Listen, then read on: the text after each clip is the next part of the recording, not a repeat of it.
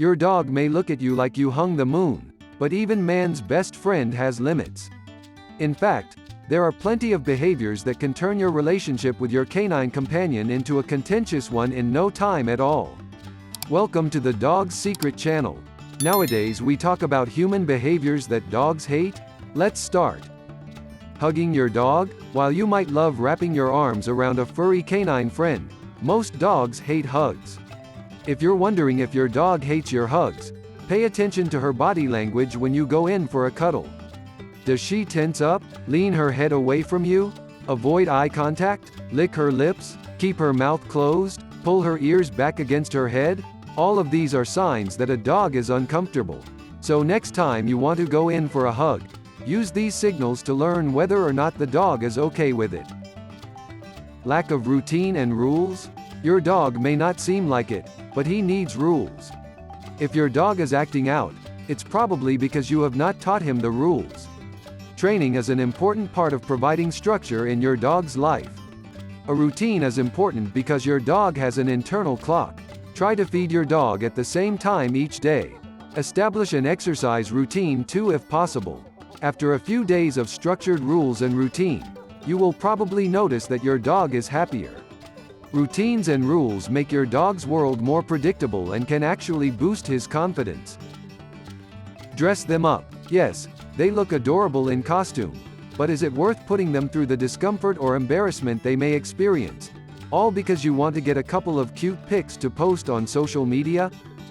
Going for walks without giving an opportunity to explore and smell. It's important to allow a dog to have some time to explore her surroundings while walking. Dogs see with their noses, and they place as much importance on their sense of smell for interpreting the world as we humans place on our sense of vision. Too often, we deprive them of that experience by treating walks only as rushed, required potty breaks and exercise, trudging along the same old route without any variety or sense of leisure.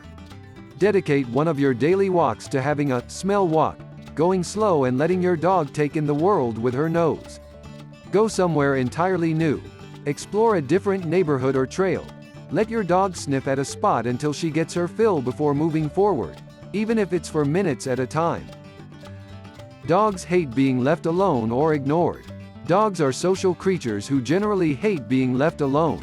Some dogs are comforted by the presence of another dog, but others only want human companionship. In extreme cases, some dogs actually fear being left alone and experience separation anxiety.